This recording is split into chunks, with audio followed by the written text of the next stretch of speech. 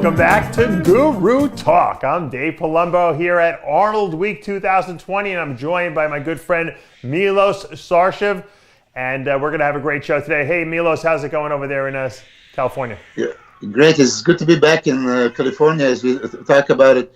It's a scare nowadays, traveling around. I know, you're a Chinese guy too. I hope you don't have coronavirus. Yes, and I have to say I'm wearing a T-shirt of my good friend Lu Chen Hui. He's supposed to be here with me, and we're supposed to go to Ohio, introduce him basically to people in America, but he couldn't come, unfortunately. This coronavirus is a really serious thing. Well, what do you think? They canceled FIBO already. I mean, FIBO's not till April. That obviously is pretty serious. That's one of the biggest trade shows in the world, Yes, but let me tell you, I'm predicting they're going to cancel Olympic Games. You think so? Which is, wow. I mean, just think about it. It's spreading all over the place. Yeah. Athletes cannot really train regularly. How they're going to compete? So there is a scare also for Olympic Games. But yeah, I heard that FIBA is just rescheduled for October.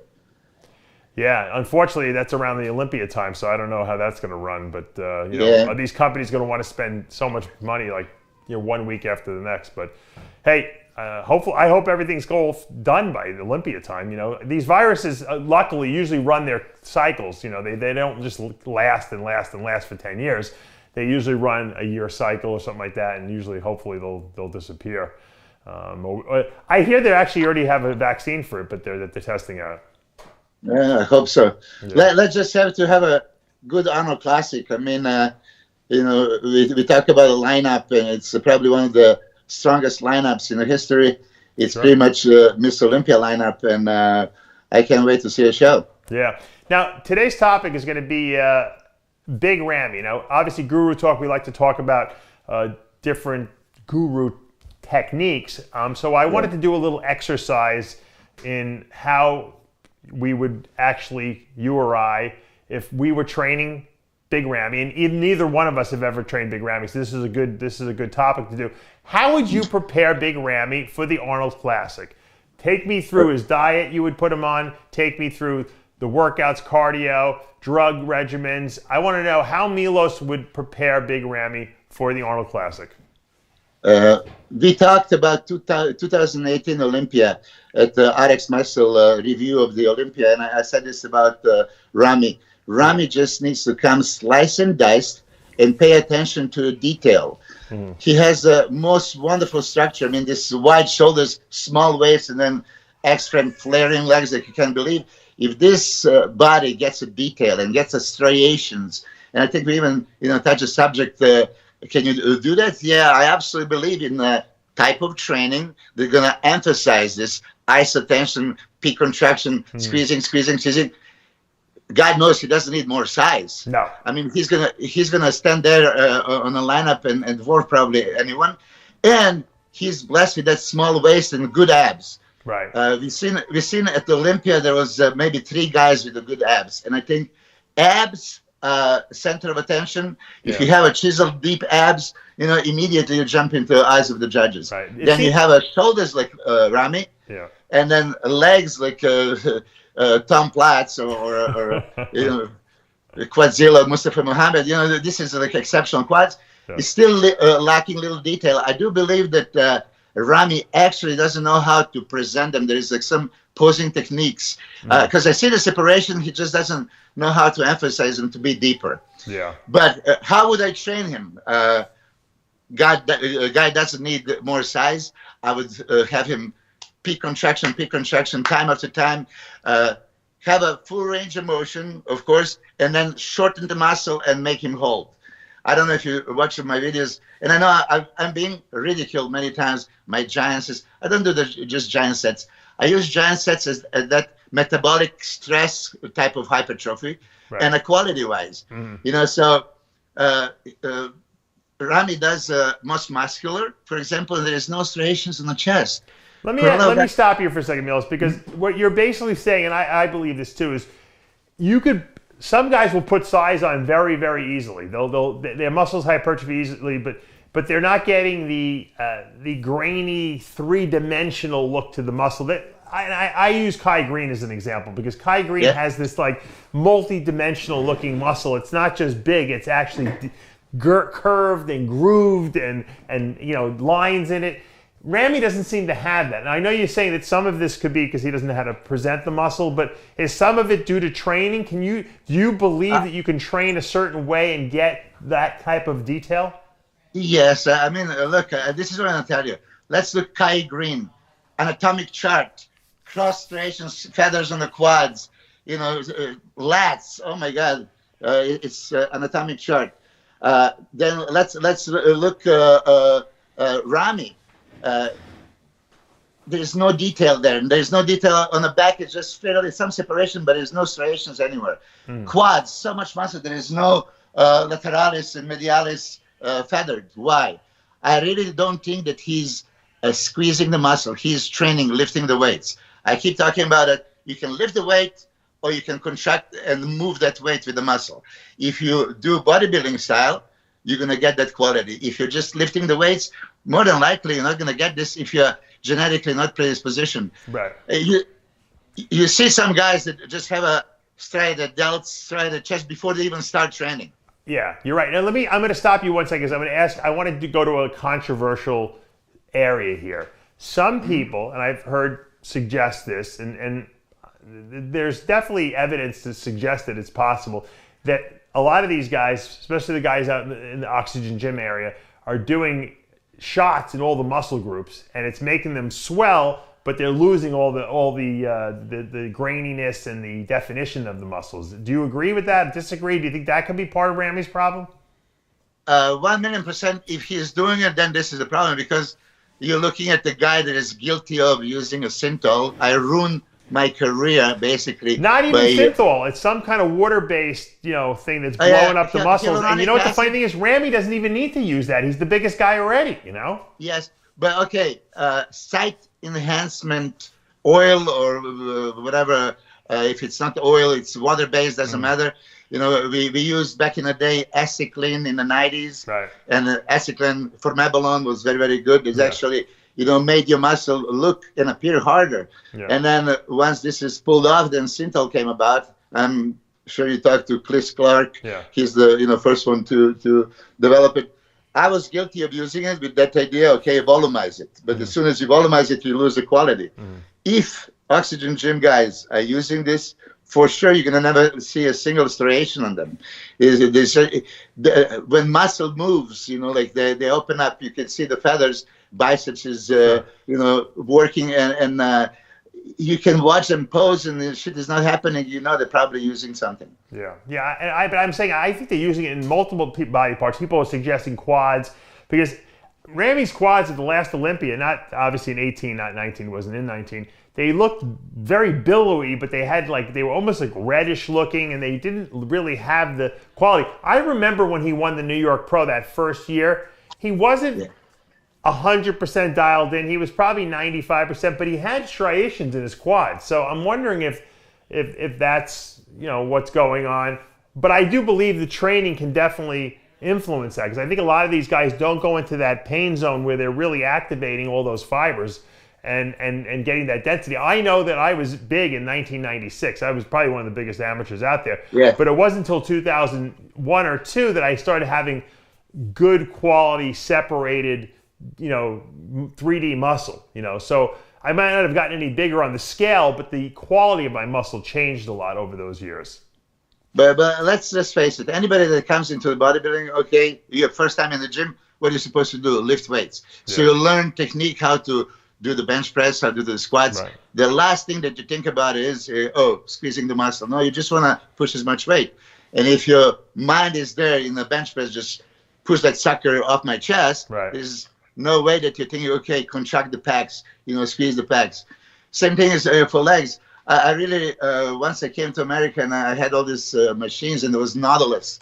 I mean, for example, chain leg extension Nautilus, first generation. Oh my God. If you squeeze hard enough on that one, within a couple of months, you're going to start getting striations. Yeah. I was just amazed. I was looking at my physique, and every time I train legs, like, hold on. When I squeeze for a couple of seconds, there's a little bit more detail. And the next, and here I am, I created super feathered quads, squeezing like life out of it. Right. Do you think that that's because when you squeeze like that in a peak contraction that you're activating more fibers that you normally would not activate otherwise?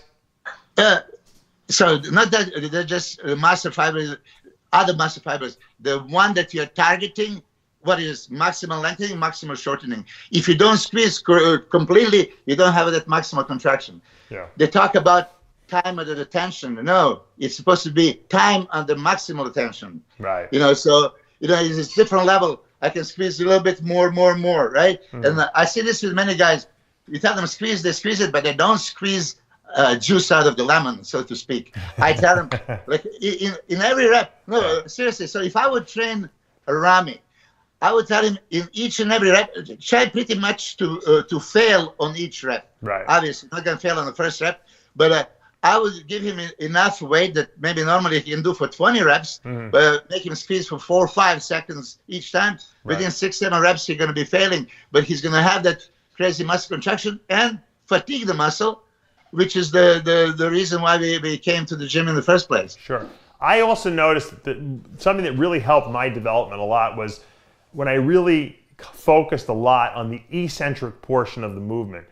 When I would squat, let's say I could squat 600 pounds at my, when I was for 6 reps at my max. With 400 pounds, I would lower the weight so slowly that people would think I was getting stuck. I would pause in the bucket below parallel, and I would squeeze everything on the way up, because for me that weight wasn't super heavy, but the eccentric portion was damaging the fibers so severely, and I felt it. I knew it. But I could handle the weight, and I felt like I got so much more out of it. And obviously the bigger I got, the better my mind-muscle connection was, obviously because I had more muscle there. But that's when I really felt that I hit that sweet spot of, I get it. I feel what I'm supposed to be feeling, control that negative portion, and then lock out and squeeze the positive, or the positive motion. And I think that's exactly what people are not doing nowadays. You're right. They're just going through the motions to get the exercise done. Yes, and maybe they're even calculating like 4 seconds down, 1 second at the bottom, explosive up, and whatever, peak contraction for a second. But that eccentric portion, like you said, it's creating muscle damage. Number one thing in muscle hypertrophy. Arthur Jones did it. Mike Menzer, Dorian emphasized that eccentric. Yes, I don't know if you've seen my videos. I would like to do prolonged 10-second eccentric, wow. Usually. And sometimes I would do 10, 9, 8, 7, 6, 5, right? But I also, contrary to many people, I believe in extending concentric. Also, when it's peak contraction, why squeeze just for 2 seconds? You squeeze for 3, 4, 5. I even do the 10-second squeezes. And that would bring me to the next point also, training Ramy for the show. So yes. The same principle of a training and squeezing back in the day, in the 90s, Sean and Kevin and Chris Cormier, Flex, we were all posing all the time. And posing means also flexing, for a prolonged period of time. Right. So you would hold the pose for 5 seconds, then 8 seconds, 10 seconds. So this is what I'm talking about, that isotension that you maximally contract. Yeah. And that's what brings quality and muscle control. What do you think is going on a physiological level, Milos, when you do that isometric contraction? I mean, physiologically, I could not really give you some scientific hypothesis, right? Because that's a Joe Weider isotension principle that we learned back in the 90s. Just it works, but no one seems to know why it works, is what I'm saying. Sorry? It works, but no one really understands why it works. Nobody, physiologically, of course, trained muscle is going to, show you lower the body fat levels, and then if the muscle is trained, you think it's a nervous system issue? Like the nervous system is becoming more active in being able to recruit more fibers to bring in more detail? In other words, if you can activate more muscle fibers because your nervous system is better in tune or has a better mind-muscle connection, you might be able to flex more muscle fibers, Yeah, it does make sense. I mean, neurological impulse, of course, is always there, but then there's a different type of contractions, right? We can go for this 5 to 10 seconds, just using phosphocreatine, for the energy system. Then we can, go for prolonged. My thing is, if I do train for higher repetitions, I would lose a lower load, I would prolong the time under tension and squeeze the life out of it, really. And so if he would train, and normally you can do 10 reps with whatever weight, right? Yeah. Now with the same weight, I say, Dave, do anything possible to make 6 reps impossible. Right. So how are you going to do it? Something that you can do 10 times normally. So now you have to fail honestly, mentally and physically on the 6th rep. You're going to have to contract the life out of that muscle. Right. And this is what I've seen, big improvement in quality in most of the guys. And this is pretty much how I train. So I really think that Ramy doesn't train that way. I don't know. I might be wrong. And I'm a big fan of Ramy. I mean, since he came back, he came on a scene. I said, this is Mr. Olympia waiting to happen. Milos, it's hard to tell a guy who's got the most muscle in all of bodybuilding how to train, right? Because it's like, I got more muscle than everyone else. And so it's hard to give someone like that a critique because he's going to just like laugh at you and say, I have more muscle than everyone. I obviously know what I'm doing. You know what I mean? Yes, yeah, but on the other token, yes, you build the big muscle volume. Did you create quality striated sharp muscle? No, you didn't. So would you like to? So obviously one principle that made you big and it keeps you big, it's wonderful. But now everybody in the world is saying the same thing that you and I. He needs more quality, conditioning. And not just conditioning. Okay, let's talk about what goes in conditioning, right? Yes, aspect. Okay. So it's not just being super lean. Yeah, you have to be super lean, and that's what you get with the weeks of dieting. And in contest preparation, you should try to maintain all the muscle so you don't lose, all the muscle that you work so hard for. So this goes with the diet, 10, 12, 16 weeks, doesn't matter. That at the last week of the show, what would you like to present on the stage? So you want to have a maximal glycogen storage and intracellular hydration, right? Right. And then reduce all the subcutaneous water. That would be winning presentation. But what I've seen, some people, when you fully load them with glycogen, start losing the conditioning. Yeah. And that striation, so somebody had to be backed off. I didn't see any striation on Ramy before anyway, so how would I prepare him? He's going to beat him with overwhelming size, yes, and the conditioning. If he doesn't have those striations already, I don't think he's going to lose them by being just fully loaded with glycogen. It's just going to be bigger version of, Ramy, but he would need to be absolutely, completely dry. So the factor of striation and quality, I don't know if you can, bring it within a week. But you've seen a lot of big guys, though, in your time. You've worked with a lot of big guys. I mean, Ramy's no taller than Ronnie Coleman and Dorian Yates and all these other guys. He's ostensibly bigger, but I mean, what weight do you think Ramy needs to be at, prior to you carving him up? Where do you think is the right weight for Ramy? I mean, we know we've heard huge numbers over 300 pounds, but we never see a good version of Ramy whenever he's over 300 pounds. What do you think he realistically needs to come down to? I just heard you talking to Chris Aceto, and you ridiculed the amount of weight that they say Big Ramy is, like 150 kilos or 140 kilos. It's hard for me to believe that he is 150 kilos. And I was getting some messages before, 155, he stepped on the scale. 150, he's 5'11". What is 155 kilos is 330, 40 pounds. It's crazy. So I don't know if this is exaggerated. Yeah. So I wouldn't even know, like, what was his weight in the last Olympia 2018? I wouldn't know. I had no clue. I think they're saying 300 pounds or something like that. I don't know. That's a good question. Okay, so does he need to be any bigger? No, we are all talking. He needs to be slice and dice. I haven't seen him, flat ever. So would I in preparation risk to maybe achieve flatness just to see how lean he can get? Yeah. Yes, and then I would need to see how long do I need to just fill him up a little bit. Right. You know that I'm guilty of overcarbing many people, before. Right. Yes. I mean, I'm guilty of it, and let's speak about it. When you go to Mr. Olympia contest, and it's small little differences can make a huge difference, right? Right. I'm talking about this Dennis Wolf example in 2007, right? Yeah. I knew that for sure, if he's not fully blown, he's not going to get the attention. Same thing, Gustavo Badel back in 2004. I mean, he wasn't on a radar to be top 10, right? To say, okay, you have to get in this crazy condition and fullness, and then you're going to attract attention. So some guys need to be.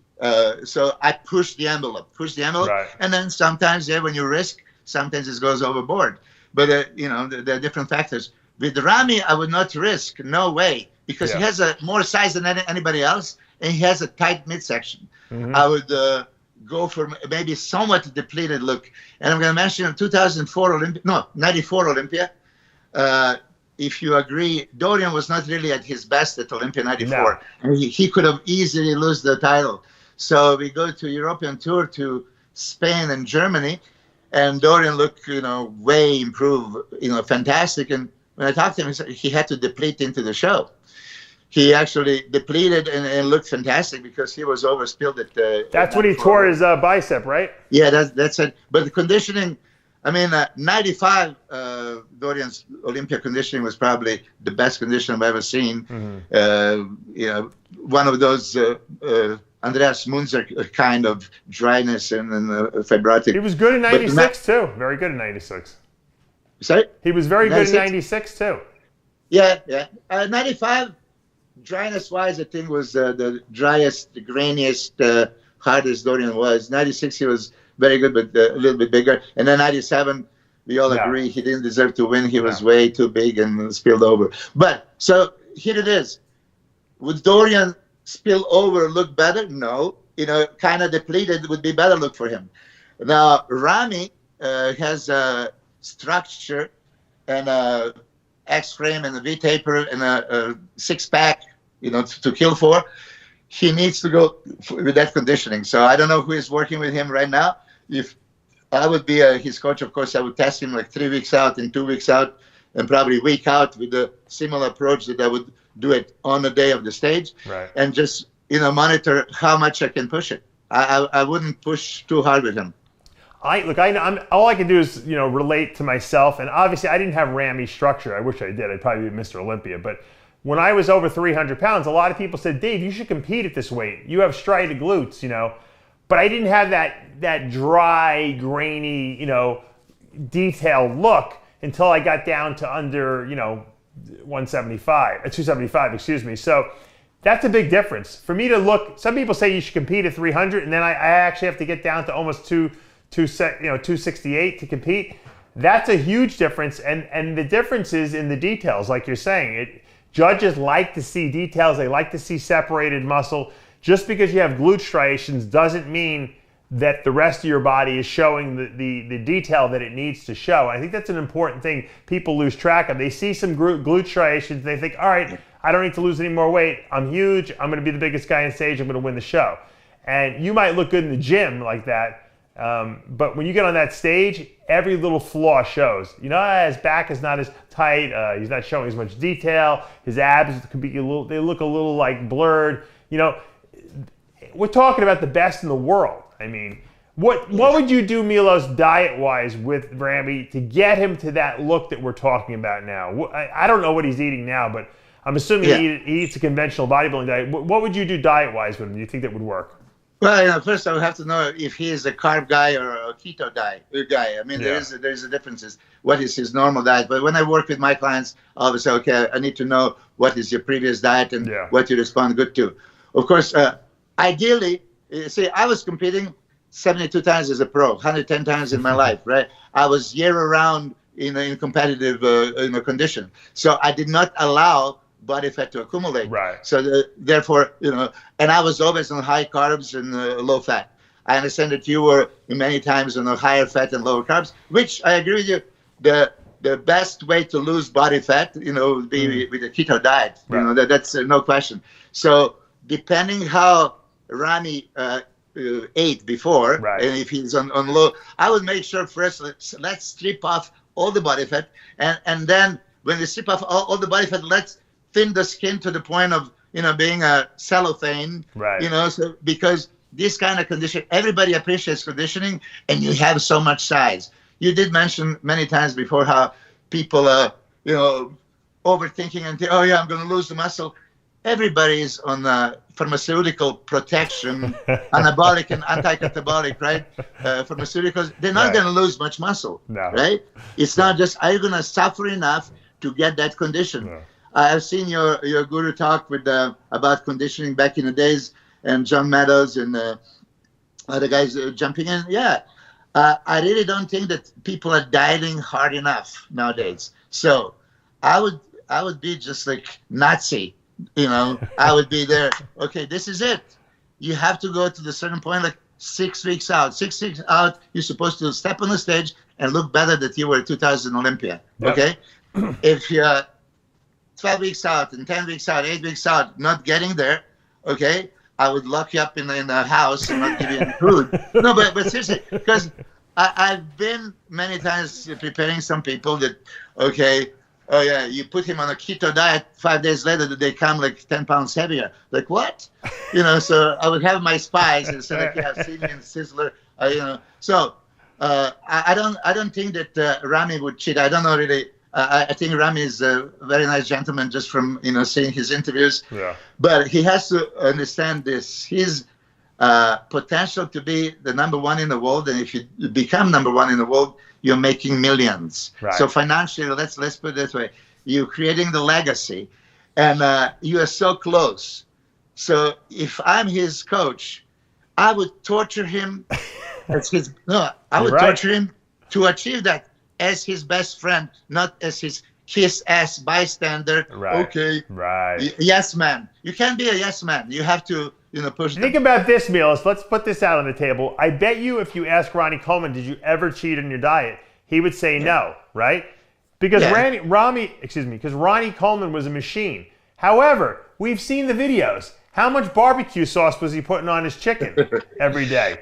He didn't think that was cheating. He just thought that was the flavoring. But he was putting probably 150 grams of sugar on every meal that he was eating. So that's why he was doing 3 hours of cardio a day. Yeah, but you see, I'm sure that Chad Nichols at the time, he knew. Yeah. So he would consider probably, okay, he's going to put like, half a bottle of this ketchup or barbecue sauce. So I'm going to reduce his carbs, Or they just gave him a ton of cardio. I mean, ridiculously speaking, do you think Ronnie Coleman really needed to do 2.5 hours of cardio a day? Probably not. But to eat that kind of barbecue sauce, you got to do 2.5 hours of cardio, right?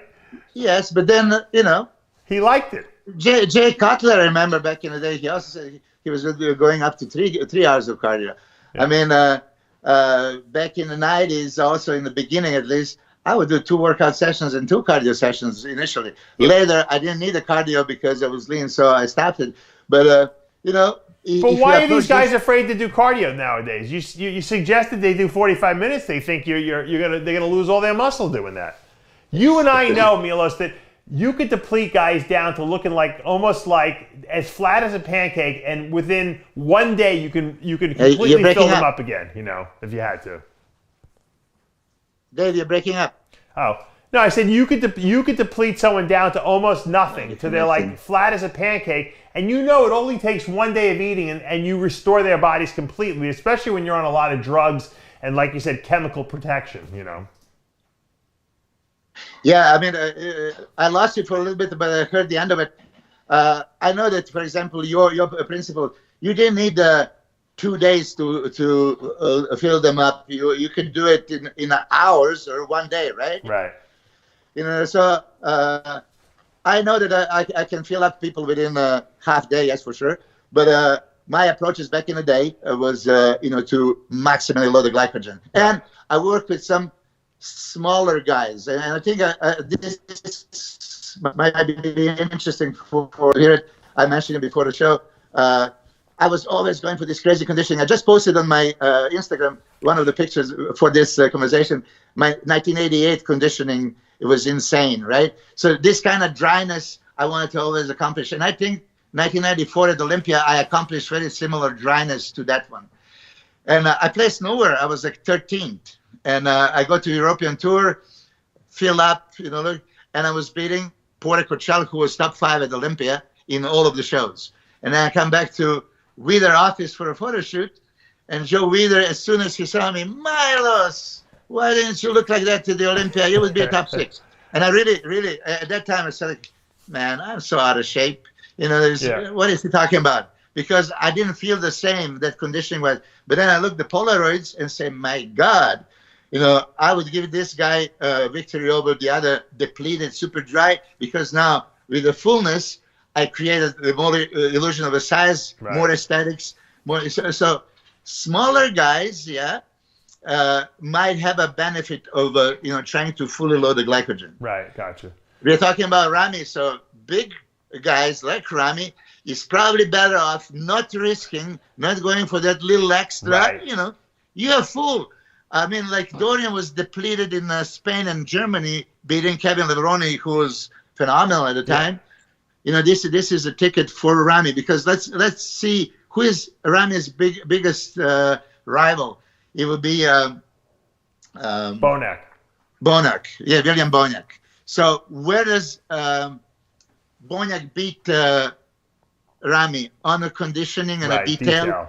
Right? But Ramy is beating him in this crazy V-taper structure. You know, the upper body is going to just, you know, dominate. I mean, if he opens up the lat spread and, you know, or front relax, rear relax pose, you know, the Bonac cannot match him because he just, you know, narrow he cannot, you know, get Ramy. So these things equal right now. Conditioning.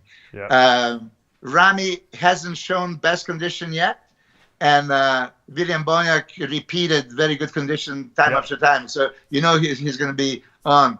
So whoever is working with Ramy, I hope they're going to go for somewhat depleted and super dry look, because he has a plenty of size. And as you know, smaller. I mean, once you are more ripped, detail makes you appear bigger. Yeah, I agree with you 100%. Well, Milos, thank you so much for joining us today and giving us your feedback on Ramy and what you would do. And I think that, once again, these discussions that you and I have are always very interesting. They're thought-provoking. A lot of the viewers love them. They want more of it. So I know we'll have you back again. Hopefully, we'll see you out in, obviously, in Columbus, Ohio. You'll do the wrap-up as you always do with us. And we'll hopefully we'll be talking about how Ramy finally brought the best look of his career to the stage. Yeah, let's hope. I hope for him. I hope for all the guys competing, of course. Let's everybody bring the best, and then let the best man win. That's it. I would just say my last 3 Olympias, 97, 98, 99. Yeah. If you look at the lineup, everybody was in top condition. Yeah. So, you know, this is how it is. You're going into the show. I'm going to be honest. Going in all those shows, do you think that I could ever have a mindset, I'm going to win the show? I knew that I'm going against these guys that are better than me, right? And I would just hope maybe somebody's going to be a little bit off, right? But nobody was off. So every time when I was going, I just, you know, I have to face my destiny. You know, nowadays, you know, there's like 90% of the field is off. So if you're on, like Patrick Moore, you know, created how would Milos Sarcev at his best done at the Olympia in 2019? Which year? Past year's Olympia. How would the best Milos Sarcev had done at the 2019 Olympia? You know, it's hard to say that because you're so. Well, what do you think? Top 3? I think I could have challenged for a top 3. I think so. You know. I agree. I agree.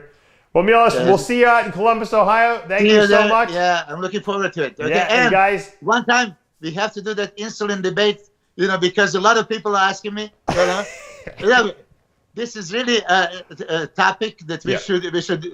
Right. You know, so it will be interesting. The next Guru Talk, I promise, will be insulin with Milos. As long as Milos doesn't go to China and get quarantined over there or something like that. All right, there you go. All right, guys, we'll see you next time. I'm Dave Palumbo from Milos Sarcev for another Guru Talk.